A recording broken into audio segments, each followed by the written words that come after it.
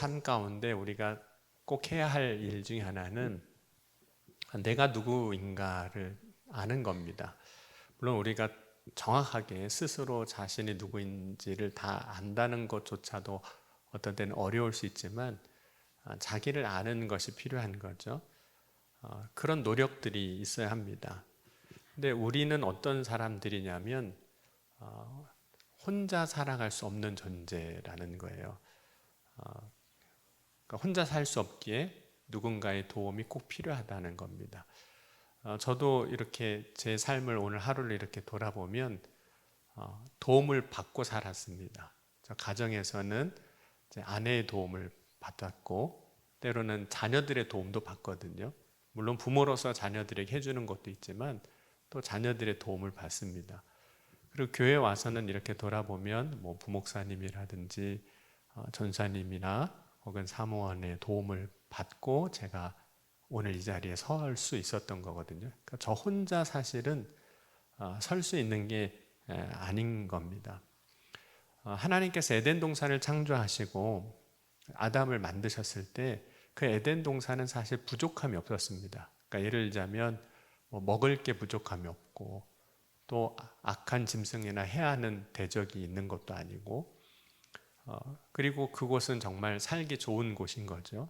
근데 단지 먹을 것이 있고 안전하고 또 부족함이 없다고 해서 혼자 살 수 있는 것이 아니라고 말씀을 하세요. 그것이 무엇이냐면 돕는 배필을 창조해 주시는 거죠. 그러니까 아담에게 하와가 있게 하시고 또 하와에게는 아담이 있게 하셨습니다. 그것이 말해주는 것은 결국 인간은 누군가에게 반드시 의지해야 된다는 거예요. 그러니까 저 스스로 혼자서는 살 수가 없다는 거죠. 예를 들자면 어린아이들은 뭐 당연히 부모를 의지해야 됩니다. 그러면 어른은 어떨까요? 어른이 되면 장성한 자가 되면 혼자 살 수 있을까요? 제가 이야기한 것처럼 여기서 혼자 살 수 있는 사람은 사실은 아무도 없습니다. 그렇기 때문에 우리는 누군가 자신의 인생 가운데, 삶 가운데 의지할 대상을 계속 찾게 되어 있습니다. 그렇기 때문에 사람들이 의지할 대상을 찾는 중에 어디까지도 가게 되냐면 우상을 찾기도 하는 거예요. 그런데 막상 그 우상이 인간이 의지할 만한 대상이 결코 되지 못한다는 거죠. 왜냐하면 우리가 우상이 대단한 것처럼 보이지만 사실은 아무것도 아니거든요. 우상은 사람의 손으로 깎아 만든 조각에 불과하고 그 나무나 돌덩이에 불과합니다. 그래서 자기의 힘으로 설 수도 없고 자기의 힘으로 움직일 수도 없습니다. 사람이 세워져야 우상이 서는 거고 사람이 옮겨져야 우상이 비로소 움직이게 되는 거죠. 그러니까 사람의 도움을 받는다고 한다면 우상이 사람의 도움으로 뭔가를 할 수 있다면 우상은 결코 사람 아래에 있는 것이고 사람이 의지할 대상이 되지 못한다는 겁니다. 그래서 사람이 반드시 우리가 살면서 해야 할 일이 있습니다. 우리는 존재적으로 누군가를 반드시 의지해야 되는데 그러면 누구를 의지할 거냐 하는 거예요. 그것은 하나님을 의지하는 거죠. 저와 여러분이 인생을 살면서 정말 반드시 해야 할 일 가운데 하나가 하나님을 의지하는 겁니다. 근데 하나님을 의지한다는 게 도대체 뭔가 하는 거예요. 하나님을 의지한다는 것의 그 첫 번째 의미는 하나님께 도움을 구한다는 거예요. 우리가 힘들고 어려울 때 도움을 구하는 거잖아요. 여러분 시편 115편 9절에 보면 이스라엘아 여호와를 의지하라. 그는 너의 도움이시요 너의 방패시로다. 아론의 집이여 여호와를 의지하라. 그는 너의 도움이시요 너의 방패시로다. 이렇게 고백을 합니다. 그럼 하나님이 우리의 삶을 이제 도와주실 때 우리는 실제로 더 하나님을 의지하게 되죠. 여러분 우리의 삶에는 언제든지 어려움이 생길 수 있습니다.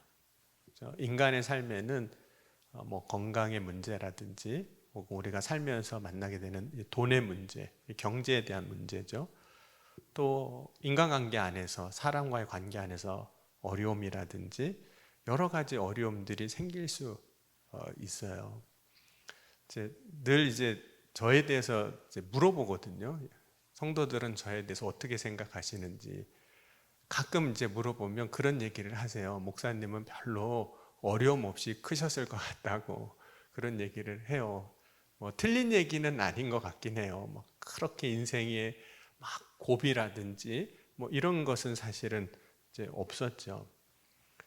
그런데 인생을 우리가 정의할 때 인생이라는 것을 어떻게 정의하기도 하냐면, 물론 이제 그게 꼭 맞는 말은 아닙니다만은 욥기를 보면 욥의 친구 엘리바스가 그 고난을 당하고 있는 욥에게 찾아와서 이런 이야기를 합니다. 인생은 고생이다. 어떠세요, 여러분? 아멘이 되세요? 인생은 고생이다. 그렇죠? 그러니까 여러분 고생하려고 태어나신 거예요. 그렇게 얘기를 하면 인생은 고생이다. 근데 여러분 하나님의 자녀로서 우리가 하나님을 믿는 사람으로서 예수 그리스도를 믿는 사람으로서 인생을 그냥 고생이라고 고난이라고만 정의를 하면 하나님이 우리에게 생명을 주신 거잖아요. 우리 호흡을 주시고 우리를 살아가게 하셨는데 그러면 하나님은 우리를 그냥 고생 가운데 밀어 넣으신 분이신가 하는 거예요. 여러분 예레미야 애가 말씀 보면 3장 33절을 보면 이렇게 말씀합니다. 주께서 인생으로 고생하게 하시며 근심하게 하심은 본심이 아니시로다. 그러니까 우리가 어쩔 수 없이 인생을 살면서 겪는 고생이 있어요. 고난이 있지만 하나님의 진짜 뜻은 우리를 고생으로 몰아넣으시려고 그렇게 하신 것이 아니라는 겁니다. 그럼에도 불구하고 어려운 일은 만나게 되어 있습니다. 고난의 이유는 여러 가지가 있어요. 인간의 죄의 결과이기도 해요.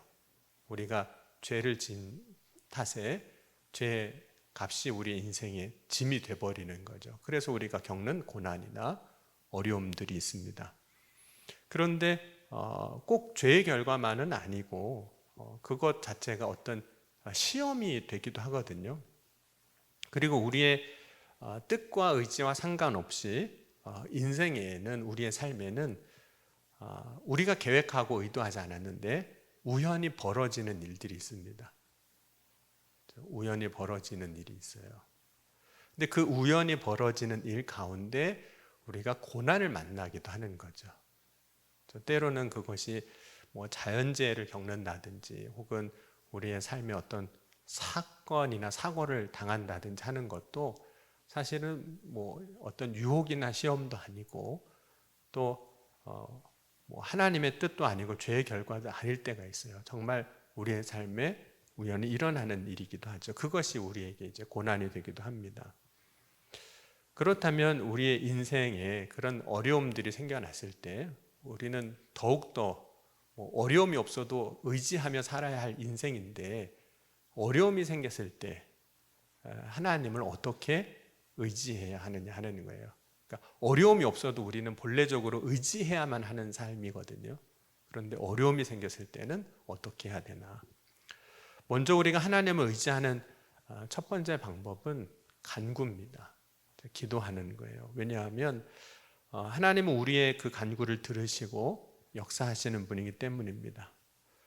여러분 우리가 할 수 있는 것이 사실 어떤 때는 많은 것 같지만 실제로 우리가 할 수 있는 것은 막상 어떤 상황에 가보면 많지 않습니다. 우리가 할 수 있는 게 그렇게 많지 않아요.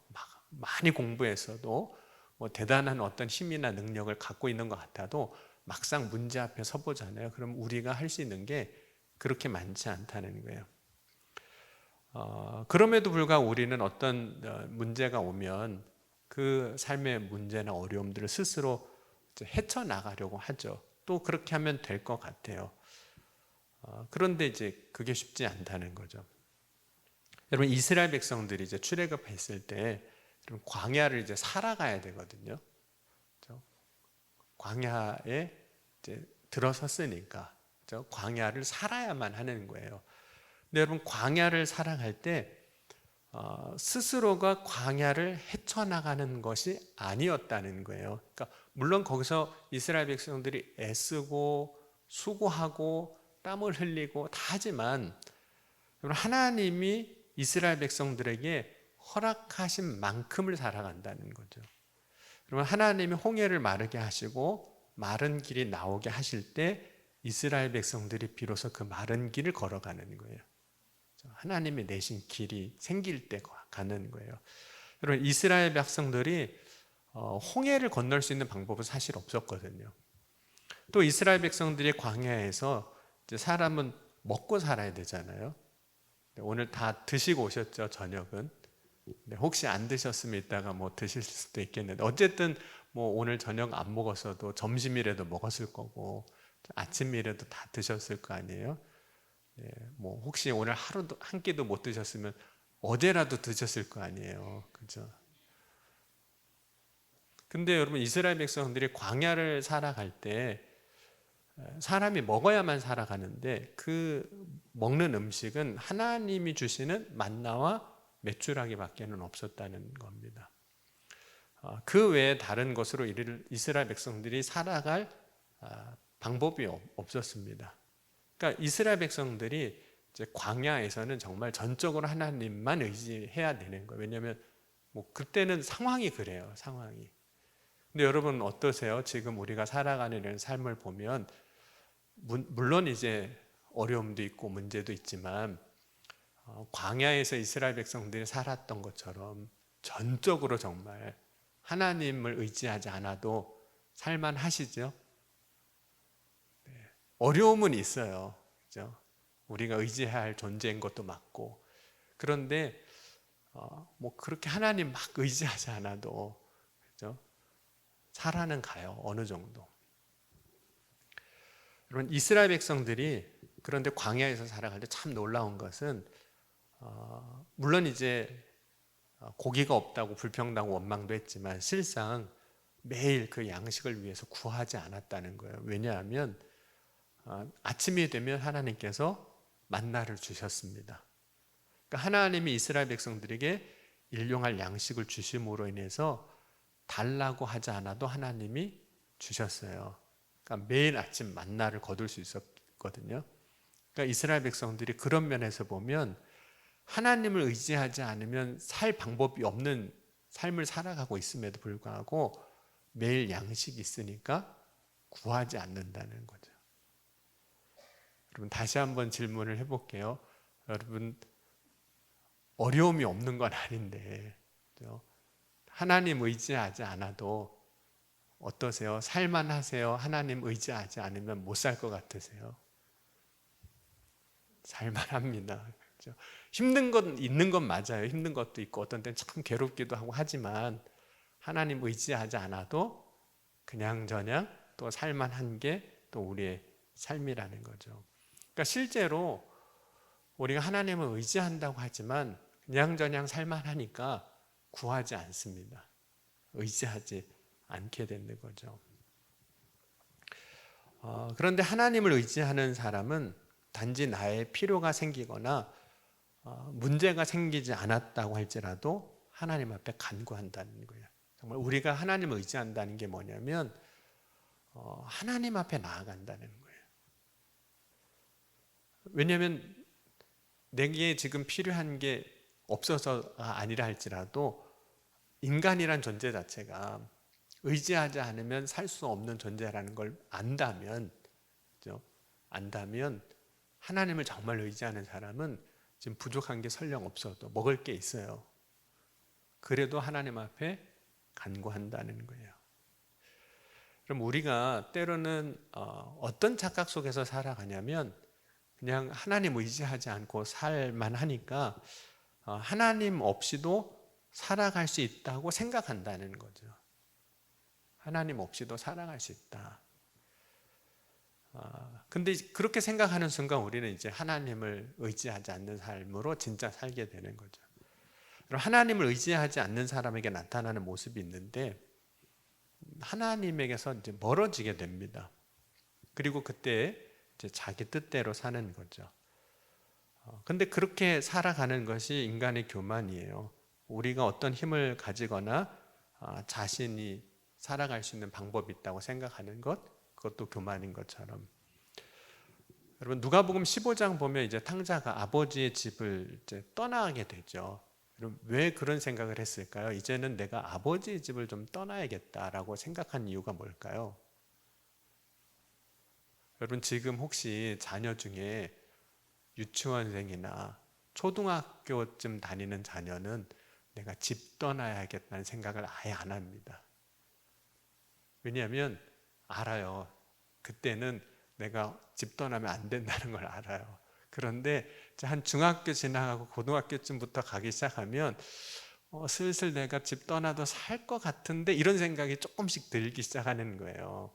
그리고 이제 20대가 되고 대학도 졸업하고 뭐 이렇게 군대도 갔다 오고 이러면 이제 집 떠나도 못 사는 건 아니겠구나, 살겠구나라고 생각을 하는 거죠. 그러니까 이 탕자도 사실 아버지의 집을 떠날 때 그가 생각했던 것 중에 하나는 분명히 이럴 겁니다. 이제는 아버지 없어도 내가 살 수 있겠구나. 아버지 없어도. 그러니까 아버지가 주실 유산 미리 주시면 제가 알아서 잘 살겠습니다. 이런 생각을 하는 거죠. 근데 그것이 단순히 그 사람이 이제 청년이 되어서 독립적인 사람, 그러니까 우리가 인생 주기 안에서 이제 성장하는 과정 가운데 독립을 해야 되거든요. 창세기 2장에도 보면 부모를 떠나 이렇게 되어 있어요. 그러니까 독립을 해야 되는 순간이 있는데 그 탕자가 아버지의 집을 떠날 때에는 그가 어떤 인생의 성장 주기 안에서, 인생의 주기 안에서 독립적인 삶을 살아야 하기 때문에 아버지를 떠난 것이 아니라는 거죠. 탕자가 아버지 집을 떠나게 된 결정적인 이유는 이 생각이에요. 아버지 없이도 이제 살 것 같다는 거예요. 그게 이제 교만이거든요.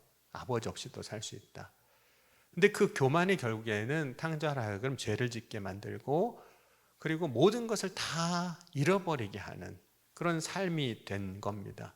근데 그리고 나서 이제 아버지 집으로 다시 돌아오는데, 여러분, 탕자가 아버지의 집으로 다시 돌아오는 건 뭘까요?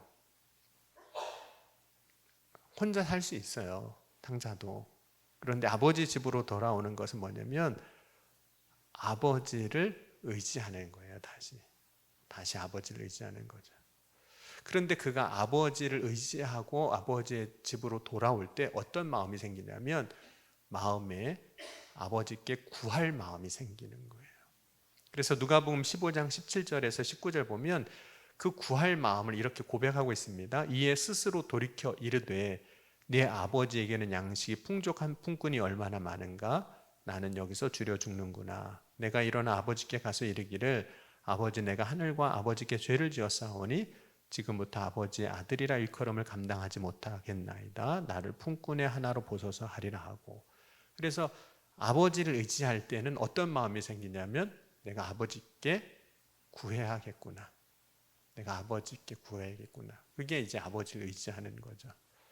그러니까 하나님을 정말 의지하는 사람은 단순히 그냥 힘들고 어려워서만이 아니라 하나님 앞에 구할 마음을 가지고 나아가는 사람이라는 거예요. 그래서 기도를 통해서 그 사람이 진짜 하나님을 의지하는 사람인지 아닌지를 아는 거예요. 여러분, 하나님을 의지하는 사람은 항상 하나님 앞에 나아가는 겁니다. 내가 해결할 수 있든 없든, 문제가 크든 작든 상관없이 진짜 하나님을 의지하는 사람은 하나님께 나아가요. 두 번째로 하나님을 의지하는 사람은 어떤 삶을 살아가냐면 맡기는 삶을 살아요. 여러분, 맡긴다는 게 어떤 걸까요? 여러분은 혹시 저한테 좀 맡기실 수 있으시겠어요? 뭐든 간에 하여튼 얘기는 안 했는데 권사님 좀 맡겨보시죠. 그러면 하실 수 있으시겠어요? 뭘 믿고 맡기겠습니까? 저한테 맡기는 거예요. 여러분, 우리가 신앙생활 하면서 종종 그런 표현을 써요. 관용적으로도 하나님 앞에 맡긴다 이런 표현을 쓰거든요. 근데 하나님께 맡긴다는 것은 내 삶을 하나님 책임져 주세요. 그것 이상의 의미가 사실은 있습니다. 예를 들자면 한나가 아들이 없을 때 서원에서 아들을 얻었잖아요. 사무엘을 얻었는데 그때 한나가 서원한 내용은 뭐냐면 아들을 주시면 그 평생을 여호와께 드리겠다고 서원을 해요. 한나 입장에서는 그 아들 너무 귀한 아들이잖아요. 그 아들 없어서 집에서 서러움도 당하고 그래서 막 울기도 하고 뭐 그랬던 한나인데 너무 귀한 존재인데 그걸 하나님 앞에 드린다는 거예요. 여러분, 하나님께 드린다는 것은 하나님의 뜻대로 내 아들의 삶을 하나님이 쓰시라는 의미거든요. 그게 맡긴다는 거예요. 왜 그러냐면 우리가 보통 자녀를 얻으면 부모에게는 어떤 마음이 생기냐면 자녀를 통해서 보고 싶은 게 있어요. 자녀를 통해서 보고 싶은 게 있다니까요. 예를 들자면 여러분, 자녀들이 물론 지금은 통지표도 없어졌지만 통지표 가져오면 뭘 보고 싶으세요?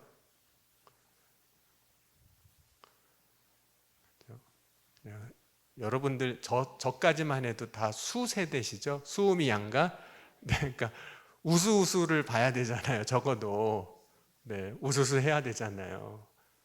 그거 보고 싶잖아요. 자녀를 통해서 그걸 보고 싶은 거예요. 자녀를 통해서 이루고 싶은 것도 있어요. 그래서 어디 가서 자랑하고 싶기도 하고. 그래서 원로 목사님들 모이시면 그렇게 자녀 자랑을 많이 하세요. 그래서 가끔 원로 목사님들 모일 때 설교 이제 원로 목사님들이 하시면 금지 사항이 있어요. 절대로 자녀 자랑하지 않기. 자녀 자랑하려면 한 번 할 때마다 10,000원씩 놓고 하라고 그럴 정도로 자녀 자랑하고 싶은 거예요. 왜냐면 그때는 그거밖에 없잖아요. 이제 은퇴하시고 뭘 하겠시겠어요. 그러니까 자녀 자랑하고 싶은 거예요. 그때 부모는 자녀가 어떻게 되었으면 하고 바라는 것들이 생기게 돼 있습니다. 여러분들도 다 있으셨을 거예요. 자녀 어떻게 되기를 바라는 마음이 생기잖아요. 그래서 자녀의 뜻대로 자녀가 무엇인가를 할 때 그것과 내가 부딪히는 경우들이 이제 생기는 거잖아요. 그럼 부모가 바라는 자녀의 모습이 있습니다. 부모의 뜻이고 부모의 계획이에요. 그 자녀를 향한 부모의 뜻과 계획이에요.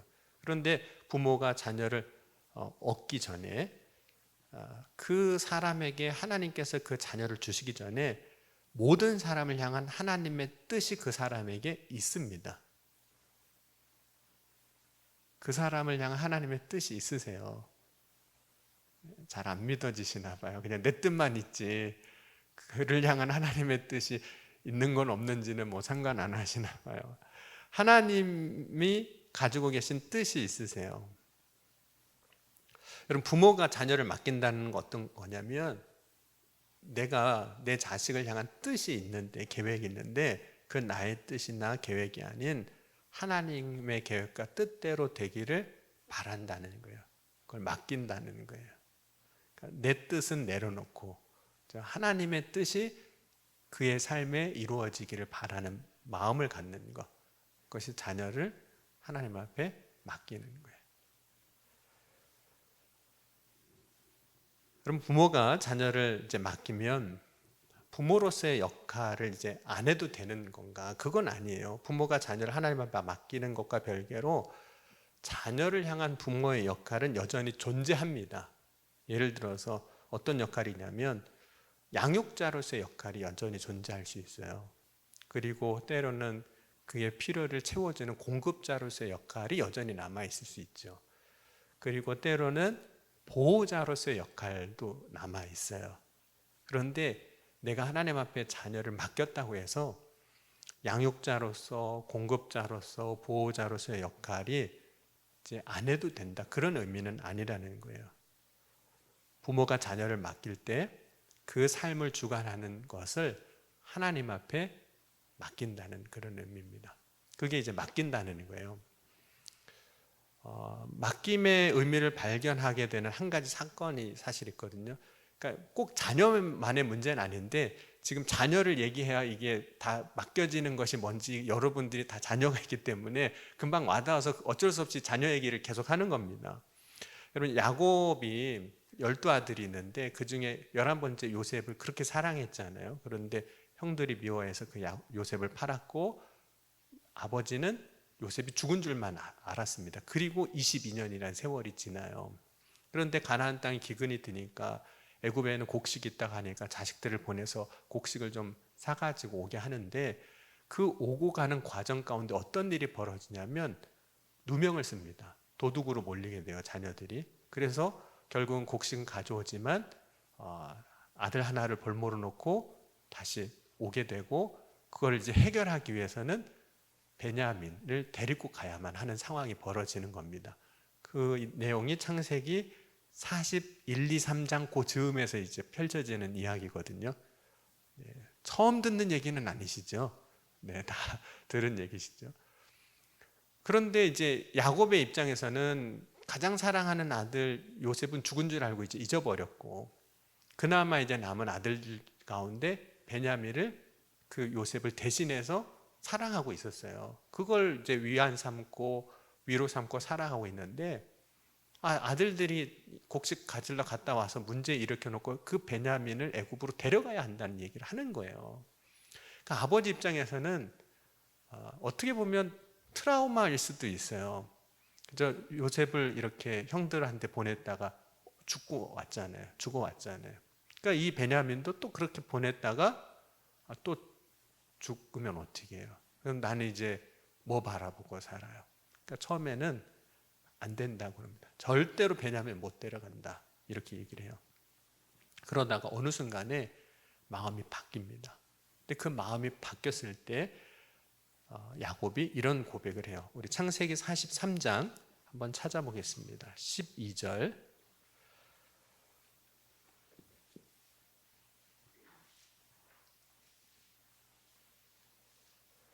창세기 43장 12절에서 14절. 네, 같이 한번 보겠습니다. 같이 읽겠습니다. 찾으셨으면, 너희 손에 갑잔의 돈을 가지고 너희 자루 아귀에 도로 넣어져 있던 그 돈을 다시 가지고 가라. 혹 잘못이 있을까 두렵도다. 내 아우도 데리고 떠나 다시 그 사람에게로 가라. 전능하신 하나님께서 그 사람 앞에서 너희에게 은혜를 베푸사 그 사람으로 너희 다른 형제와 베냐민을 돌려보내게 하시기를 원하노라. 내가 자식을 잃게 되면 이르리로다. 그런 야곱이 처음에 그렇게 베냐민 안 보내겠다고 완강하게 거절했던 이유는 잃을까봐, 그 내가 사랑하는 아들마저 또 잃을까봐 안 보냈다고 그랬거든요. 근데 어느 순간 야곱이 마음이 바뀌었습니다. 마음이 바뀌어서 이런 고백을 해요. 데리고 가라. 내가 자식을 잃으면 잃으리로다, 이런 얘기를 해요. 야곱에게 두려움이 있었지만 베냐민을 그래도 잃으면 잃으리라고 보낸 이유가 뭘까요? 보낼 수 있는 이유가 뭘까요? 하나님 앞에 맡긴 거예요. 하나님 앞에 맡겼어요. 자식을 포기했다는 얘기가 결코 아닙니다. 이 얘기가 그냥 나 이 자식 이제 포기했어, 어떻게 되든 상관없어, 그런 의미로 내가 잃으면 잃으리로다 한 게 아니에요. 이제 하나님 앞에 내가 어떻게 해보려고 간수하고 내가 지켜왔던 그 아들을 이제는 내가 하지 않고 전능하신 하나님께 맡긴다는 거예요. 여러분, 하나님께 맡길 수 있으시겠어요? 네, 그냥 잃으면 잃으리로다. 네, 잃으면 잃으리로다. 여러분, 맡김의 문제, 자녀의 문제가 종종 등장하는 이유가 있어요. 우리의 인생에 그게 등장할 수밖에 없는 것이, 인생에 있어서, 특별히 부모의 인생에 있어서 자녀가 차지하는 비중이 너무 높기 때문에 그래요. 여러분의 인생에 있어서 자녀가 차지하는 비중이 높잖아요.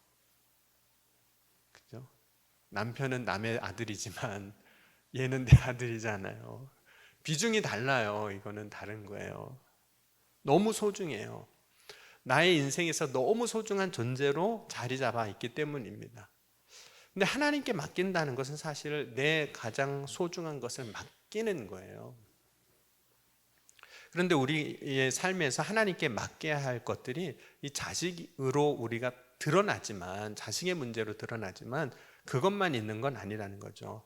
오늘 이제 함께 본 로마서 12장 보면 사도 바울은 원수에 대한 심판도 하나님 앞에 맡기라고 이야기하는 겁니다. 우리 12장 19절도 한번 다시 읽었지만 보겠습니다. 내 사랑하는 자녀들아, 너희가 친히 원수를 갚지 말고 하나님의 진노하심에 맡기라. 기록되었으되 원수 갚는 것이 내게 있으니 내가 갚으리라고 주께서 말씀하시느니라. 그러면 인간이 갖고 있는 속성, 본성 중에 하나가 내가 뭔가를 해보려는 거거든요. 여러분 애들 키워보셨잖아요. 이렇게 해주려고 그러면 어떻게 하죠? 어느 순간부터 이제 내가 한다고 그러잖아요. 애들이 내가 한다고, 내가 입는다고, 내가 먹는다고, 내가 입는다고 그러고 다 그러잖아요. 내가 한다는 거예요. 근데 그 내가 한다고 한 것 중에 하나가 뭐냐면 죄에 대한 심판도 우리가 하고 싶어요. 그게 뭐냐면 보복하는 거예요. 복수하는 거. 그것도 죄에 대한 심판도 내가 하고 싶은 거예요. 그래야지 속이 시원하거든요. 안 그러면 속이 안 시원해요. 그러니까 내가 하겠다고 하는 거예요. 왜 원수를 갚으려고 하는 걸까? 그렇게 하지 않으면 스스로의 분노에서 벗어나지 못하는 경우가 많습니다. 자기가 스스로 그 분노에 사로잡혀 있어요. 사울 왕은 다윗을 원수로 삼았습니다. 왜냐하면 사울 왕이 어느 순간 보니까 다윗이 내 왕권을 빼앗을 것 같은 거예요. 근데 사실 사울 왕이 생각을 그렇게 하지만 실제로 다윗이 사울 왕의 왕권을 빼앗으려고 하지 않습니다. 다만 사울 왕이 그 하나님의 말씀에 불순종한 사건, 아말렉 다 진멸하라고 했는데 그렇게 하지 않고 좋은 것을 남겨두고 왜 그랬냐니까 하나님 앞에 제사 드리려고 그랬다고 했던 그 사건을 통해서 하나님은 이렇게 얘기하셨어요. 내가 하나님을 버렸으므로 하나님도 너를 버렸다. 그래서 하나님이 이제 그 사울 왕을 대신할 왕이 될 사람으로 다윗을 세운 건 맞습니다. 그런데 정확하게 말하면 다윗이 사울의 왕권을 빼앗으려고 하는 것은 아니에요. 하지만 사울 왕이 다윗을 계속 죽이려고 합니다. 그러니까 다윗은 어떻게 해요? 그 당시 최고 권력자가 죽이려고 하면 살 방법이 없지 않습니까? 도망가는 수밖에 없었어요. 그래서 미친 짓도 하고 광야로 도망가기도 하고 별의별 짓을 다 하면서 이제 살게 되는 거죠. 그러던 중에 이제 다윗이 그 사울 왕이 자기를 추격해 왔을 때 사울 왕을 죽일 수 있는 기회를 두 번 이제 맞이하게 됩니다. 근데 그때 다윗이 사울 왕을 죽이지 않습니다. 그 이유는 다윗이 갖고 있는 믿음 때문이에요. 그 다윗의 믿음은 뭐냐면 사무엘상 24장 12절에서 15절 보면 이렇게 얘기합니다. 여호와께서는 나와 왕 사이를 판단하사 여호와께서 나를 위하여 왕에게 보복하시려니와 내 손으로 왕을 해하지 않겠나이다. 옛 속담에 말하기를 악은 악인에게 난다 하였으니 내 손이 왕을 해하지 아니하리이다. 이스라엘 왕이 누구를 따라 나왔으며 누구의 뒤를 쫓나이까? 죽은 개나 벼룩을 쫓음이니이다. 그런즉 여호와께서 재판장이 되어 나와 왕 사이에 심판하사 나의 사정을 살펴 억울함을 풀어주시고 나를 왕의 손에서 건지시기를 원하나이다 하니라. 그래서 이 문제에 대해서도 다윗이 하나님 앞에 맡기는 거예요. 맡깁니다. 근데 다윗에게 있어서는 이 순간 참 이 맡기는 게 어려운 건 뭐냐면 지금 사울 왕을 죽일 수 있는 기회가 왔을 때 사울 왕을 죽이면 그 순간 다윗의 고난은 끝납니다. 내가 선택한 이 일로 인해서 나의 고난을 끝낼 수 있어요. 그리고 지금까지 얼마나 고생했습니까? 고생한 것에 대한 복수도 할 수 있었습니다. 그런데 다윗이 그렇게 하지 않습니다. 그리고 자신의 삶의 시간에 고생의 시간을 그래서 더 가져가요. 그러니까 내가 심판하지 않으면 나는 더 고생해야 돼요. 하나님 앞에 맡기면 내가 더 괴로울 수 있어요. 그 순간 그 하나님의 뜻이 완전하게 이루어질 때까지 나는 더 힘들어진단 말이죠. 계속 도망가야 돼요. 그런데 그렇게 하지 않습니다. 다윗이 고생을 좋아해서 그렇게 했겠습니까? 오직 이유는 딱 하나예요. 심판하시는 분은 하나님이시고 하나님이 다윗의 사정을 살펴서 억울한 것이 있다면 그것을 풀어주실 테니 이 모든 것을 내가 하는 것이 아니라 하나님 앞에 나는 맡기겠습니다. 이런 고백인 거죠. 여러분 다윗이 하나님께 맡겼다고 해서 지금 다윗이 아무것도 하지 않는다는 게 아니에요.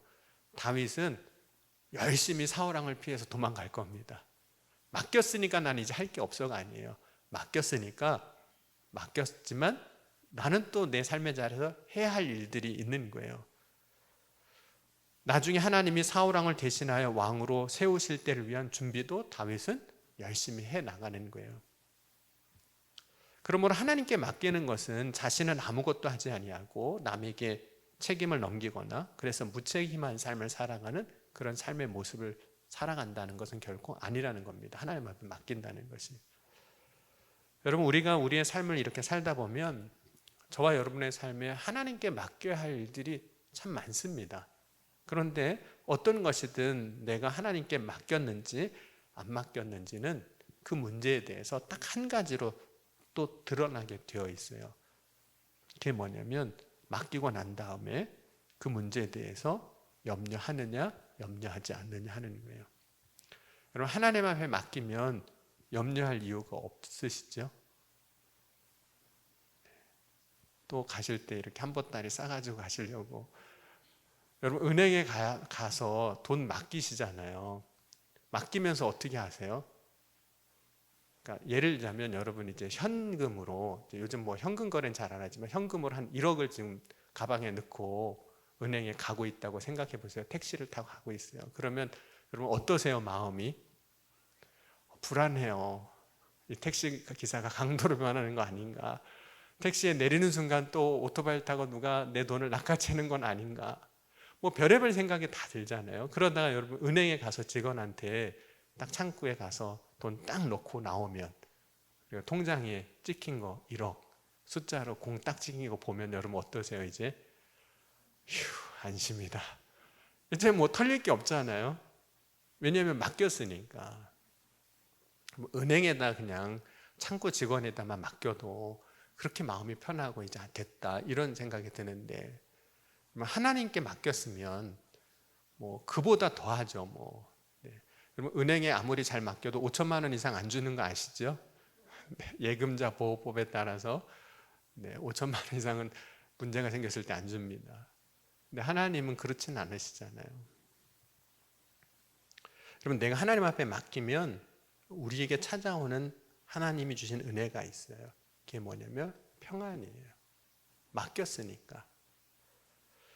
여러분, 그 문제의 상황은 여전할 수 있어요. 내가 하나님 앞에 맡겼어도 상황은 아직 해결 안 될 수 있어요. 다윗이 맡겼지만 여전히 도망 다녀야 하는 상황을 또 맞이하잖아요. 맡겼는데도 해결되지 않았어요. 않았는데도 참 놀라운 것은 그럼에도 불구하고 하나님을 믿으니까 이제는 염려에 매여 살지 않는다는 거예요. 두려움에 매여 살지 않는다는 거예요. 걱정에 매여 살지 않는다는 거예요.